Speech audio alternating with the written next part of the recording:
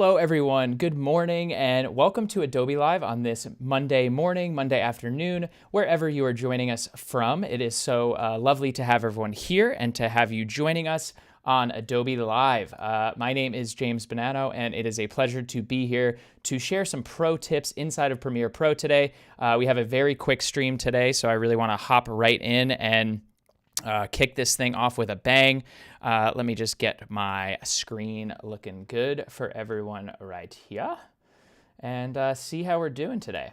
So the first things first, I just want to welcome everyone to the chat. Welcome on Behance. Thank you everyone for joining me today. Hi Voodoo Val, hi Sean, hi Jacob.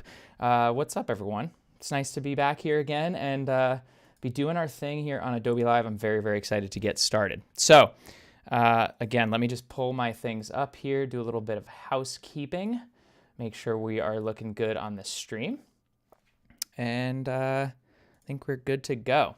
All right, so we are going to cut over to my screen here.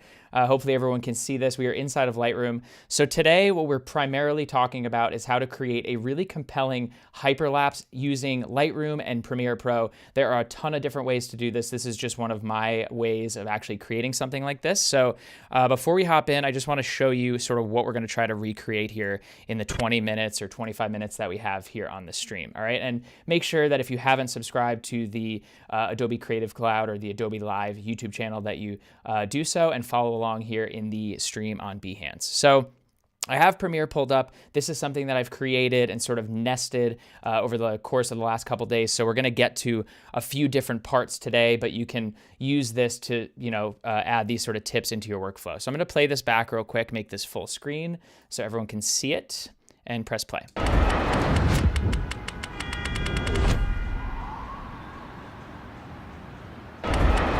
Sweet. So this is a little bit of an experimentation from a trip to New York over the last couple weeks, and I thought it was a really great place to teach this lesson specifically about like how to create the perfect time lapse or hyperlapses and what you should be looking for. And so my goal here was to shoot something using the grid lines on my camera. So I always try to shoot with grid lines first. There's different settings depending on which camera you're using. So depending on, let me just make sure that everyone's good in the chat here and that we're all set and good to go. Okay, sweet. Running my own stream over here, so I just want to make sure we're all good. Okie doke. Cool. So the first thing you want to do is make sure your grid lines are set. And I like to move, let's like take this first hyperlapse here that I shot in Grand Central Station in New York. And I'm going to pull up Lightroom so you can see the photos that go into this specific hyperlapse. Okay, so right here, these are all the photos that I actually took. And again, if you're new to shooting this, this is not video, but it will be created as a video once we use the different photos that we've compiled for our hyperlapse. So what I like to do is I like to start wide. And what I'll do here is, you can't see these grid lines right now, but inside the camera, I have my grid lines up that are trying to sort of take this initial like center focal point. So the idea is that you want, it could be a clock, it could be a building, a door, a window frame, something that has some sort of contrasty focal points and lines that you can actually like lean on as you're going through different parts of the hyperlapse. So the first thing you're going to do is have your grid lines lined up in the middle here. And if I scroll through, you'll see that I just made my way through. This is without a tripod. This is just me walking like step by step, every few steps through Grand Central, and then just trying my best to frame those clock hands, the minute and the hour hand in the center of that frame. So you can kind of see it like slowly coming together as I move through this. However, what we're gonna really try to do is smooth those things out and make sure that we get something that looks as if it was intentionally filmed as a video, but it was actually different photos. Okay, so this is my first example here. And then I sort of stopped here because I lose those lines at the end. And when we add some transitions and some stabilization, that will kind of cover that little part up. All right, so the first thing I like to do in any hyperlapse or photo situation is either work in Lightroom or Photoshop. Again, There's so many different ways to do this. I've seen people on Instagram do it slightly different, but today we're talking specifically in Lightroom and Adobe Premiere Pro. So the first thing I want to do is I shot all these raw. I'm going to go into my Develop tab where I'm just going to throw a preset on to save some time. These are some presets that I've created in the past and find one that I like. And then tweak it a little bit. So this one I like. This is kind of like a moody look, but I want to adjust some of the settings on here and make it a little bit brighter. Let's bring the exposure up. We're going to bring the highlights down quite a bit. So before and after, this is just my like little L on my keyboard, or sorry, my line. I guess I don't know what tool that is. Okay, I'm going to cool this down just a little bit. Before and after. Let's maybe bring the shadows up a bit. Okay, and then the contrast maybe up to like 20%. All right, so that looks pretty good to me. What you can do is you can come in here and you can kind of crop and try to get this lined up a little bit in Lightroom. So if I zoom in, we'll just kind of put that crop somewhere to the center. All right, so I'm just going to do that to one photo here. And then what I'm going to do is I'm going to go copy, develop settings, and copy settings. All right, so I'm going to copy all the settings. I'm going to make sure that, where is it, transform, like my crop is actually set and saved there. I'm going to copy, and I'm going to come down here, and I'm going to go back to develop settings, and I'm going to paste settings from previous. And now what this does is it takes every single one of these photos. It'll take a second here, and you can see that it has that same functionality and same edit on all the photos in the rest of my folder here, okay? Very, very quick and easy way to do that. Now we're just going to go File. We're going to highlight all those, and we're going to export. And we don't really need to worry about, again, this is another place where you can do stuff a little bit differently, but we're going to put this into an Edits folder. On my desktop, I have this folder. We're just going to call this like Grand Central Edits so we can get right into Premiere. Again, limited on a little bit of time here today, and press OK. And then you're just going to come down here, make sure the resolution is the highest, and export. Okay, so this is going to export now all 40 of those as images, as separate files. All right, now we're going to move on and hop into Premiere Pro. Let's make sure we're all hanging in there. Voodoo Val, what is up? General Kenobi. This is awesome. Love seeing everybody here on a Monday morning. Very, very excited. This one was really fun, and I'm hoping that we can get to the nuts and bolts of what we're trying to do here inside of Premiere Pro. All right, so you can see here, there's a couple things to remember, or like I like to set inside of Premiere Pro before I actually start this process. So if you go up into your settings here, and I'm just gonna go to General, there's a setting in the timeline here, okay? And this is normally seconds. It's set to like seconds or frames. This is your still image default duration. So if you were to drag each one of those individual photos in to your timeline instead of using this other method, you'd want to probably adjust the duration of those photos so that they go very, very quickly. And you can change this to frames. I have it set to 2 frames. We'll just change it to 1 frame for this and press OK. All right, but we're not going to need to worry about that so much right now for the method in which we're going to import this. All right, so here's where the video gets started. So you're going to go into your project here, press Command-I on your keyboard if you're on a Mac, or Control-I if you're on a PC, and you're going to go into that folder, Grand Central Edits, okay? And you can notice, this is the important part, you want to go by the name, I believe. It still looks like it's exporting here. No, it should be done. You want to make sure that you're sorting this by the file name. I think it's kind. Where is the file name? Whoops. Because you want to make sure that it's going in order for this name. And for some reason, there we go.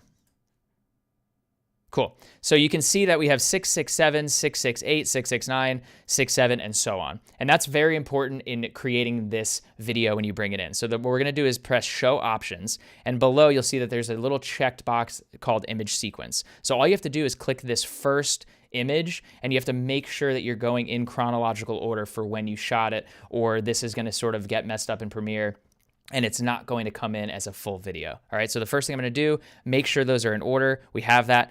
Click the one image, select image sequence, and press import. Okay, now you notice that we have imported all those photos as a video file. So if I double click this and I play this back, Awesome. We now have that as a video, so we don't actually have to go manually step by step and insert every single one of those photos as an image itself, okay? So that's the first step in this process. Probably the easiest way to do it. That's if you shot time lapses on some older cameras that didn't automatically do that in camera. This is a really, really easy way to do that, okay? So I'm gonna go and just drag this rather than creating a new sequence, because we're gonna nest this and try to stabilize this a little bit. I'm gonna drag this into a new composition or a new sequence here. All right, so now we have our whole hyperlapse here. I'm gonna turn this down a little bit just to make sure we can play it back. And if I play this back, cool. So it's very jittery right now. Obviously, like that's a very, very shaky hyperlapse that doesn't really look exactly like what we're wanting it to look like. So again, if I go back to the beginning and I play this back, I'm gonna just mute some of the audio that I have in here and I play that back. That is significantly smoother. And again, we might not get to every single one of these, but I'm gonna try, given the timing that we have today, to do that. All right, so let's just open this up, make sure everyone is still with us. Cool, cool, cool. All right. So, like I said, a lot of different ways to do this. I know some people actually take the photos in Photoshop and will line them up in Photoshop, but for the sake of showing you how to do it in Premiere, that's what I want to show you today. All right, so here's where the sort of tedious, it's a little bit of a workload, but it's so worth it to be able to like sort of balance these things out and make them stable. So the first thing I want to do is I just want to add a warp stabilizer, which is a very commonly used effect to start to like really smooth this footage out. So the first thing I'm gonna do is nest this. Okay, nest the sequence. Don't worry about naming the nests. I like to just create a folder here of nests that I can then reference. It just takes me too long to actually name them. I'm very big into organization, but in this case, we just don't really have time for that. Okay, so we're gonna go to Effects, Warp Stabilizer, and we're gonna drag that on our clip.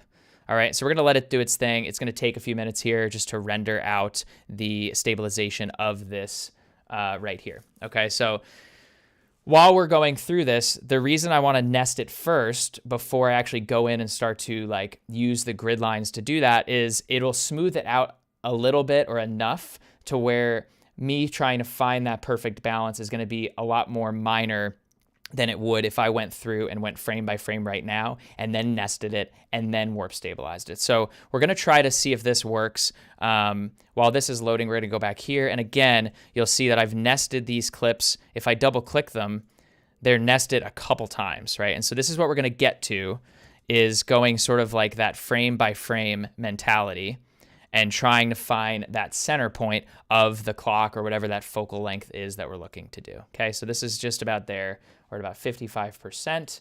Anyone in the chat have any questions today, please let me know.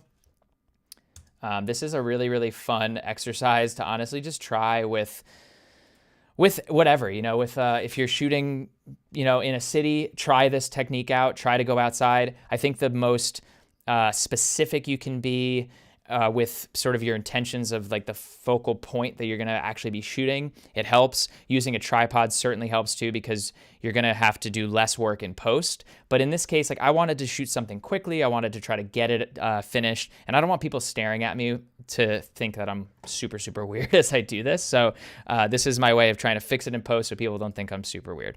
All right, so open this up for a second. All right, so let's play that back and see what the warp stabilizer did to that first version. Actually, I'm gonna just render this out to give ourselves a little bit of a better playback here. Again, I'm just kind of working off my my computer right now, so it's just taking a couple minutes to render. These are big raw files that sort of get compressed down. So that did a pretty good job. Let's turn the loop playback button on so we can see where we're at. I mean, significantly better than it was when we pulled that in. I think that's like doing a really, really good job. And this is where we start to go into the tedious sort of like little by little work to get this to look exactly like what we want, okay? So what I'm gonna do here, I've been having like an issue lately for some reason inside of the regular version of Premiere Pro with my grid lines, and I'm not exactly sure why. So let me just see if I can turn this on, because the most important thing we want to do here is make sure that we're viewing our guides, right? We want to show our rulers. Here we go. Okay, so let's go back to our vertical playback here. so we can see everything. And then what we're gonna do is we're gonna drag. We wanna make sure that we're showing our rulers here, okay? That's the important part. And then what we're gonna do is we're gonna fit this and find that sort of center point that we wanna align with. So I'm just dragging down these guides. These are just manual guides, right? I'm going in, and now what I'm gonna do is I'm gonna take my fit canvas. I'm gonna zoom in a little bit here, all right? And this is where we get real tedious and technical. That's gonna be our center point, our center reference point, okay?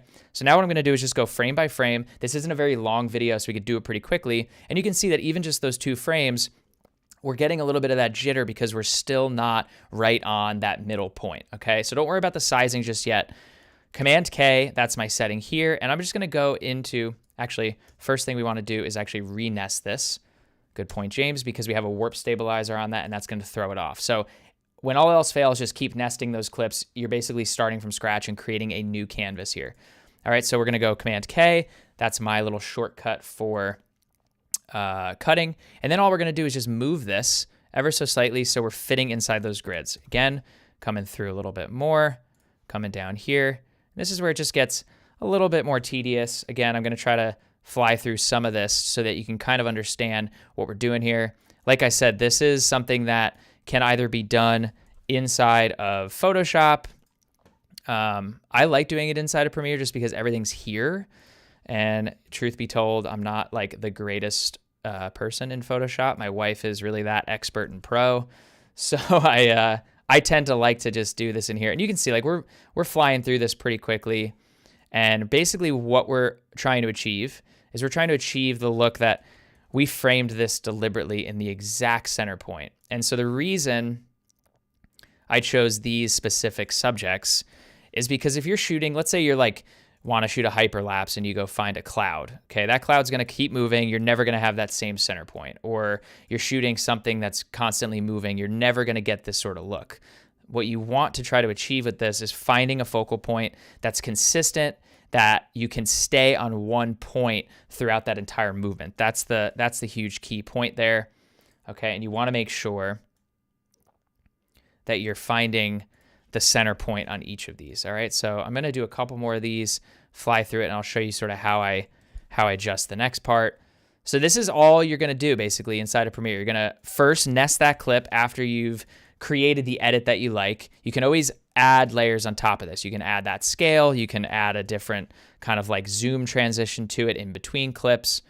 All right, so I'm just going to do one more so we get to like a second. That way we're not like killing time the whole time here.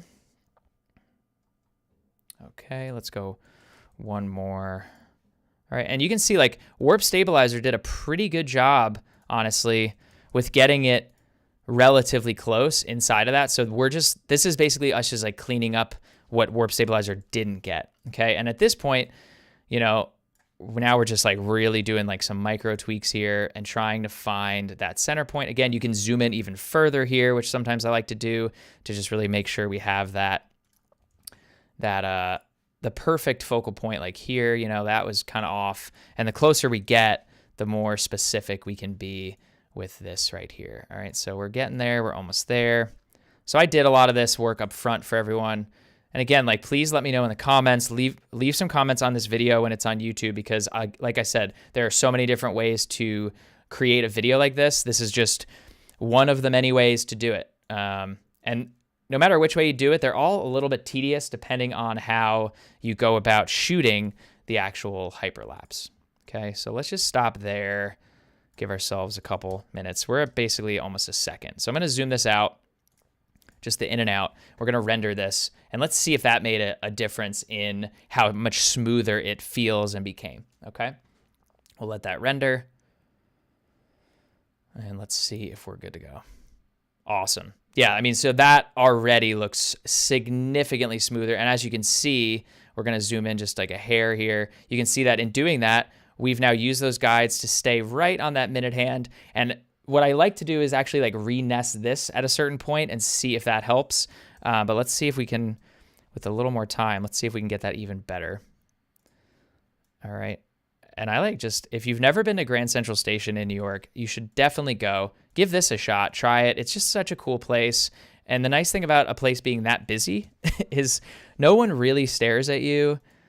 like you're a weirdo doing this if they, as if they were somewhere in the country. They're like not used to seeing that. But in the city, everyone is used to seeing someone with a camera out doing some cool experiments, having fun, learning the craft. And honestly, these are fun for me too when I'm here teaching them, because it pushes me to try to get better at this, you know, to try to understand, is this the best way to do it? And again, like I've said time and time again, this might not be the best way to do it, but this is a way, and I think it works pretty well. All right, so we're not too far off here. Okay, we're just gonna go all the way to the end so we can show you how smooth this can be. And a lot of the times after you do this, you don't even need to really nest it again and warp stabilize it, but you can. All right, so we're just about at the end here. Okay, and again, I'm just moving this ever so slightly so that I'm staying within those grid lines right inside that hand. Also, what a cool clock this is. Just such a cool piece. And there we go. All right, so let's just render that out. We'll zoom out and we'll see how we're looking. All right, so let's go render. Boom. Okay. How we all doing over here? Yeah, man, that looks pretty cool. Let's play that back one more time. We have our loop playback. Boom. That's pretty sweet. You know, it could be definitely smoother, but it's so much smoother than what we started with. Okay, so one other option that you can do here is you can come in and then you can highlight this and you can now nest it again. All right, so in nesting that, again, like what I try to tell people is I'm nesting this so that I sort of create a clean effects controls panel, so I can come in here and I can add another warp stabilizer. And what I might do is I might actually take the smoothness down to like 15%. Maybe I don't want it to be 50%. Sometimes when you add so many warp stabilizers, it actually gets a little bit confused, I've noticed. It really depends on the clip. It depends on, I don't know, it just sort of depends on like what is coming in front of the frame and what's being distracted and what the program is actually seeing. So I will warn you that warp stabilization is not going to work every single time. So that's why learning this almost like by hand technique is a safer way to make sure that you're getting that smooth look that you're going for. And then what we can do is drop that into a new sequence, size it to our liking, and we're good to go. So that might take a little bit longer. So let's again go back in here. You can see I did the same exact technique here as we go frame by frame, and I actually lined this up a little bit differently with the hands of this clock. So I was looking for some like building some like iconic things that I could actually go and shoot these hyperlapses with. And then you'll notice that in my final example here, if I go into my project, we have our hyperlapse example, and I go to my sequence settings. I set this to 1080 by 1920. Okay, so the photos I shot, those raw files are gonna be much larger. So the reason I started by dropping this into its own sequence is because I wanna get all the information first before I put it into that 1080 by 1920 sequence. So again, you wanna make sure that you're sort of doing all this work up front. It looks like this is still loading and pending. So that might take a little while, but you kind of get the idea of what we're talking about here. Okay, so if I play this back one more time, very smooth,